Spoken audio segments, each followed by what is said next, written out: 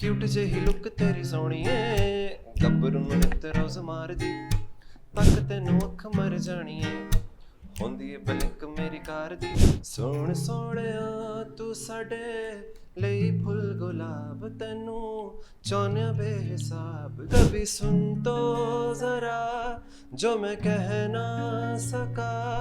सबसे पहले तो मैं म्यूज़िक सीखना चाहता था, मुझे गाना नहीं आता था, मेरा तो इंटरेस्ट था ही नहीं पढ़ाई में। मैंने आज तक कभी भी अपने घर से किसी किस्म की कोई फाइनेंशियल हेल्प नहीं ली।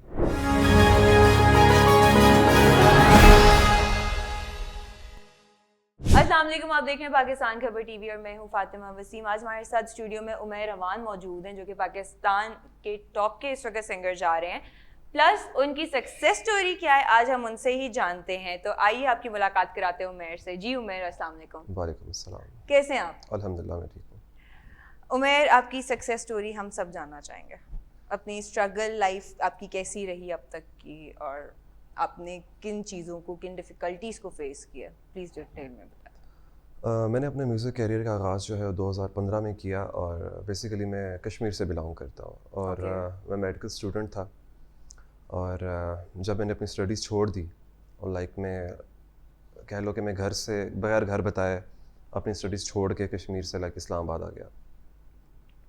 कश्मीर से इस्लामाबाद आ गए, तो ये तो आपकी एक स्टोरी हो गई, ठीक है। तो आपका बैकग्राउंड क्या है? आपके पेरेंट्स वगैरह ने कुछ कहा नहीं? एक्चुअली उस वक्त तो मेरे पास सेल फ़ोन भी नहीं था, कह लो कि फैमिली से कांटेक्ट ही नहीं था मेरा। मैं एक मेडिकल कॉलेज के हॉस्टल में रह रहा था और वहाँ से स्टडीज़ क्विट करके मैं इस्लामाबाद आ गया। तो your parents were not knowing about that कि आपने क्विट कर दिया? उन्हें उन्हें कब और पता कैसे था। पता चला? उन्हें तो 6-7-8 माह के बाद जाके पता चला। कांटेक्ट करता था मैं बीच बीच में, क्योंकि ऑब्वियसली उन्हें मैंने बता दिया था कि मैं इस तरह स्टडीज़ छोड़ के आ गया हूँ इस्लामाबाद। तो मेडिकल स्टूडेंट होने के बाद आपने स्टडीज़ क्यों छोड़ी? मतलब कि व्हाट वाज द रीज़न कि आप पढ़ाई करना पसंद नहीं था? देखिए, जब इंसान पे किसी चीज़ का भूत सवार हो जाता है ना कि इंसान ने कुछ और करना है, तो फिर इंसान का दिल उस चीज़ को लेके सेटिस्फाई नहीं होता कि यार वो पढ़ाई करे। मेरा इंटरेस्ट ख़त्म हो चुका था स्टडीज़ में। तो आपकी मामा क्या करती हैं? मेरी मदर जो है वो एग्रीकल्चर ऑफिसर है कश्मीर की। कश्मीर की एग्रीकल्चर ऑफिसर हैं। और आपके डैड? बिज़नेस करते हैं। आपके डैड बिजनेस करते हैं? हाँ। सो आपने उनसे कोई फाइनेंशियल हेल्प कुछ भी नहीं लिया? तो कैसे नहीं, मैनेज किया सब? मैंने आज तक कभी भी अपने घर से किसी किस्म की कोई फाइनेंशियल हेल्प नहीं ली। तो कैसे मैनेज किया? कोई स्ट्रगलिंग स्टोरी अपनी बताएं कि आपने क्या क्या स्ट्रगल्स किए हैं, क्या क्या डिफिकल्टीज फेस की हैं, कहाँ कहाँ काम किया है? एक्चुअली ऐसा हुआ कि जिस टाइम मैं कश्मीर से लोकल बस के थ्रू ट्रैवल करके मैं इस्लामाबाद आया, तो मुझे नहीं पता था कि क्या करना है, किधर जाना है, किस तरह लोगों को फाइंड आउट करना है जो मुझे म्यूज़िक तक लेके जाएं। सबसे पहले तो मैं म्यूज़िक सीखना चाहता था, मुझे गाना नहीं आता था प्रॉपर। उस चीज़ में मेरा माइंड था कि मैं पहले म्यूज़िक को सीखूं और फिर मैं उसका स्टार्ट लूं, अपना कंटेंट बनाऊं, अपने गाने बनाऊं। तो एक लड़का मुझे मिला वहाँ पे और वो मुझे अपने साथ एक मैरिज हॉल था, रावलपिंडी में ही है। अच्छा। रोज़ मैरिज हॉल उसका नाम है। वो मुझे वहाँ ले गया। ठीक है। तो मुझे आइडिया नहीं था। वो कहता कि मैं तो यहाँ पे रहता हूँ, साथ काम भी करता हूँ और साथ वो रेडियो पे वो आरजे था। अच्छा। हाँ, आरजे बिलाल उसका नाम था। ओके। तो वो मुझे अपने साथ वहाँ पे ले गया। तो उसने कहा यहाँ पे आपको अगर रहना है तो आपको काम भी साथ साथ करना होगा, एज अ वेटर काम करना होगा। लेकिन ये हुआ कि जो वहाँ का मैनेजर कह लो, जो वेटर्स को मैनेज करता था, वो मुझे वेटर की जगह प्लेट्स वॉश पे उसने लगा दिया। तो मैं प्लेट वॉश करना है। जब मैं अंदर गया तो मैंने देखा कि पूरा कमरा प्लेटों से भरा हुआ है। 2 मिनट के लिए तो मैंने सोचा कि वापस मुझे शायद चले जाना। फिर मैंने कहा कि अगर रात का टाइम है, सोना है, मैं कहाँ जाऊँगा। ठीक। तो फिर मैंने मेरे पास एक रेडियो होता था उस वक्त। अच्छा। तो वो मैंने हेडफोन लगाया कानों में रेडियो के और पॉकेट में डाला और मैंने ये समझा कि मैंने स्टार्ट ले लिया। तो ऐसे फिर ये कि तकरीबन 6 मंथ मैं 6 मंथ वहाँ ही रहा। सही। ना कहीं जा पाया, ना आ पाया, ना कुछ हुआ। तो 6 महीने मैं काम वहाँ पे करता रहा। तो आपने 6 महीने जब वहाँ पे काम किए तो व्हाट वर यू अर्निंग? क्या दे रहे थे प्लेट वॉश का? वो 900 to 1000 पर डे पे करते थे। अच्छा, पर डे 1000 रुपीज आपको मिलता था? हाँ। तो ऑकवर्ड नहीं लगा? कभी फील नहीं आई कि यार मैं क्या कर रहा हूँ? देखें, जब इंसान बेबस हो, बिल्कुल कुछ भी ना हो करने के लिए, तो इंसान फिर डेफिनेटली जिसके सामने आएगा वो करेगा। मेरे ख्याल से इसमें मजबूरी कुछ का बुरा नाम नहीं है, शुक्रिया। क्योंकि यहाँ से इवन के पाकिस्तान से लोग बाहर जाते हैं, क्या क्या नहीं करते। तुम अपने Obviously. मुल्क में रह के अगर हमने ये कर लिया तो क्या, कौन सी कोई बड़ी बात है। आपके पेरेंट्स को वाकई पता नहीं चला कि आप क्या कर रहे हो और क्या नहीं नहीं? नहीं पता चला। ऐसा नहीं था कि मेरा फैमिली बैकग्राउंड लाइक कुछ अच्छा नहीं था, हर चीज़ थी, लेकिन ये कि मुझे मेरे माइंड में एक चीज़ बैठ चुकी थी कि मैं आउट ऑफ द वे जाऊँगा, डेफिनेटली मुझे सपोर्ट नहीं मिलेगी। तो फिर मैं इस चीज़ की तरफ गया ही नहीं। तो लाइक मैंने कहा कि जो करना है खुद करना है। मतलब कि फैमिली रिस्ट्रिक्टेड है, सी रिस्ट्रिक्शंस थी आपको कि म्यूजिक साइड पे नहीं जाना या कुछ इस तरह की चीज़ नहीं करनी? मैंने कभी फैमिली से डिस्कस भी नहीं किया ना स्टार्टिंग में कि मुझे म्यूज़िक कैरियर में जाना या कुछ, क्योंकि मुझे पता था मैं बात करूँगा तो इनकार ही आना है आगे से, उन्होंने कहना नहीं बेटा ऐसा आप ही है। पढ़ाई करें, आप डॉक्टर बने। जी। अच्छा, एज मेडिकल स्टूडेंट थे आप, किस में कर रहे थे आप? फिजियोथेरेपी में कर रहे थे, किस में कर रहे थे? MBBS के लिए MBBS के लिए। 3rd सेमेस्टर था और फिर मैं छोड़ के आ गया था। डॉक्टर्स को पढ़ना भी बहुत पड़ता है। पढ़ना पड़ता है, और मेरा तो इंटरेस्ट था ही नहीं पढ़ाई में। यकीन माने कि ज़बरदस्ती की पढ़ाई कर रहा था मैं। जब यू फील फ्री बेसिकली, आपने जब छोड़ के आया आपने कहा कि नहीं यार अब मैं ठीक हूँ, अब मैंने अपनी मर्जी करनी है जहाँ पे जो वो भी ना करनी है। देखें, एक बोझ था सर पे, वो हट चुका था। मैंने कहा कि अब जो होगा देखा जाएगा। बस जो हुआ अच्छा ही हुआ, और उसके बाद अब होता ही चला जा रहा है, इंशाल्लाह और मजीद अच्छा होगा इंशाल्लाह। ये आपकी हम लोगों ने स्ट्रगलिंग स्टोरी सुनी। अच्छा, 6 महीने आप वहाँ रहे, उसके बाद आपने म्यूजिक कवर कैसे सीखा? म्यूज़िक ऐसे सीखा कि लाइक शादी के जो फंक्शंस होते हैं वहाँ पे गज़ल जो गुलकार हैं वो सब वहाँ पे आते हैं। ठीक है। जो मेरे उस्ताद थे, उस्ताद शौकत मंजूर, जिनसे मैंने सीखने का अपना लाइक आगाज़ किया था म्यूज़िक का। तो लाइक मैं हम ऊपर होते थे टॉप पे, उस हॉल की छत पे प्लेट्स वॉश होती थी। एक लड़का था मोहसिन तनोली उसका नाम था, मोहसिन तनोली। अच्छा। तो उसने मुझे बोला कि यार कि नीचे इस तरह बंदे आए हुए हैं, उनसे जाके मिलो, और क्या पता कोई उसको, डेफिनेटली मैं लोगों से पूछता था यार इस तरह का कोई है या नहीं है, लोगों को जानते हो आप, नहीं जानते। ऑब्वियसली।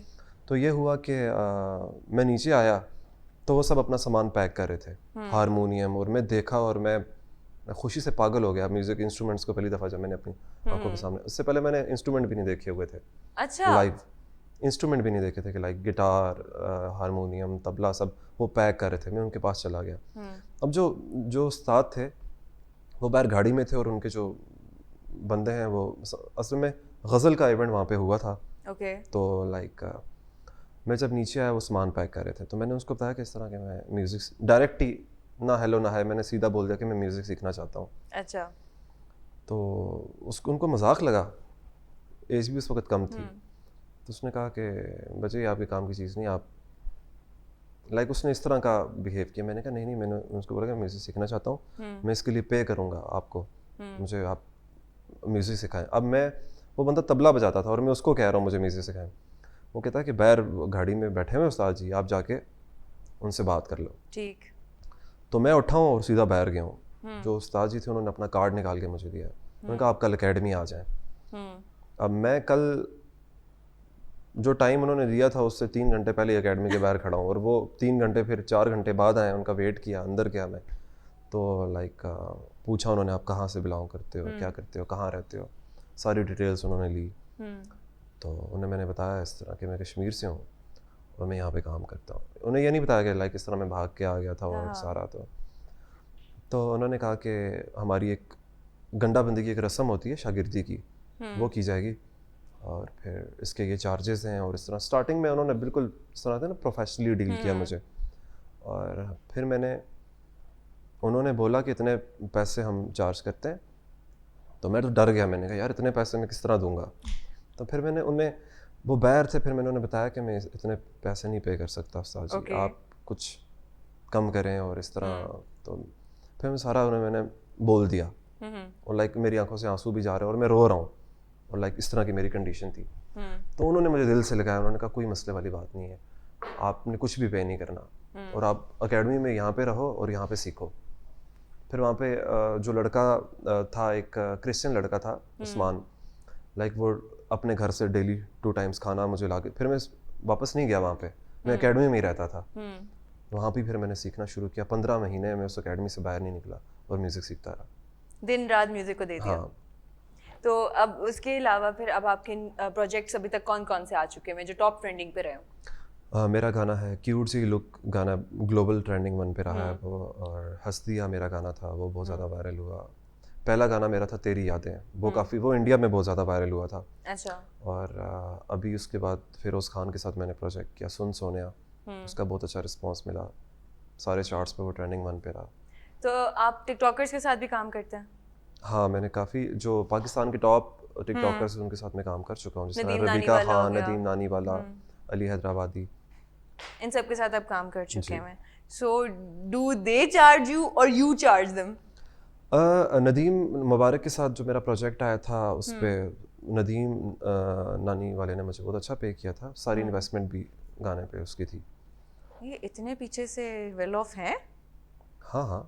अच्छा, सही मिलने लगा शायद सिर्फ टिकटॉक ही इनका वे ऑफ अर्निंग है। नहीं, नदीम नानी वाला बहुत अच्छा बिजनेस कर रहा है, लंदन में उसका अपना बिजनेस है इलेक्ट्रॉनिक्स का, तो अच्छा अर्न कर रहा है वो। That's very nice. और इसके अलावा अब आपके न्यू अपकमिंग प्रोजेक्ट्स कौन से हैं? कोई लाहौर में भी गाना शूट कर रहे हैं कि नहीं कर रहे हैं? लाहौर में अभी एक प्रोजेक्ट, एक सरप्राइज है सब लोगों के लिए, एक प्रोजेक्ट नेक्स्ट आने वाला, उस पर हम काम कर रहे हैं अभी। अच्छा, वो प्रोसेस में है? हाँ जी, प्रोसेस में, मतलब कि फिर एक सुपर हिट आने वाला है। इंशाल्लाह। So that's a very nice thing. और मुझे वाकई बहुत आपकी स्टोरी इंटरेस्टिंग लगी कि आपने किस तरह से स्ट्रगल किया और अब कहाँ से कहाँ पहुँच गए हो। इसके अलावा आपने फिरोज़ खान के अलावा किसी और के साथ, बड़े सेलिब्रिटी के साथ किसी जगह पे कोलैब किया हो या किसी के साथ काम किया हो? नहीं, अभी इन फ्यूचर आगे प्लान है, कुछ प्लान्स हैं जिन पे काम चल रहा है अभी। सो उमर, आपने जो अभी रिसेंटली फिरोज़ खान के साथ जो अपना सॉन्ग रिलीज़ कर रहे हैं या शो चुका हुआ है, अब उसकी 2-4 लाइन्स हमें सुनाएं।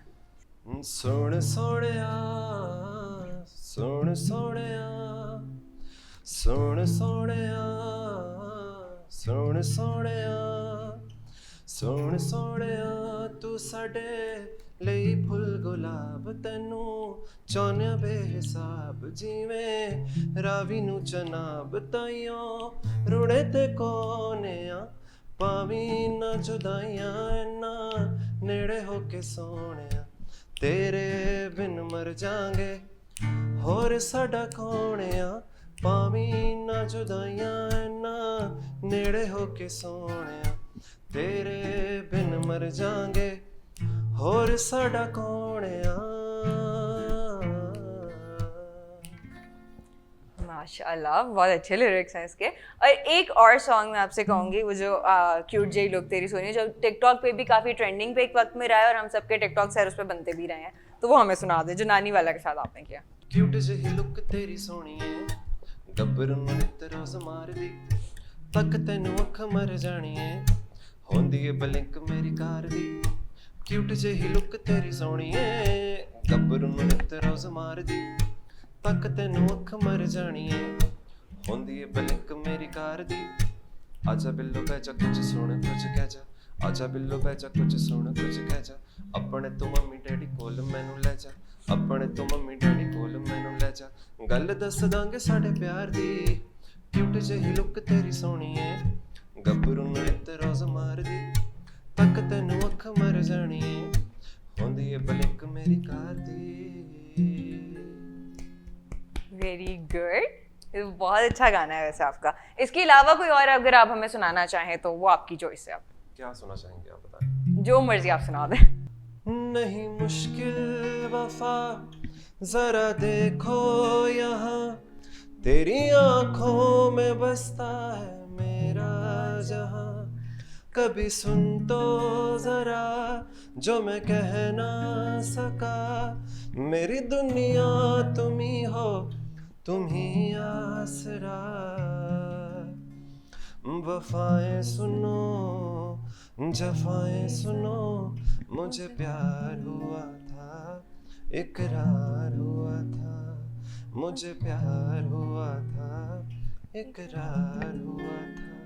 चलें ठीक है, इसी के साथ हमारे साथ उमैर रवान मौजूद थे और मुझे आप दीजिए इजाज़त। इंशाल्लाह जल्द हाजिर होंगी, तब तक के लिए अल्लाह हाफिज़।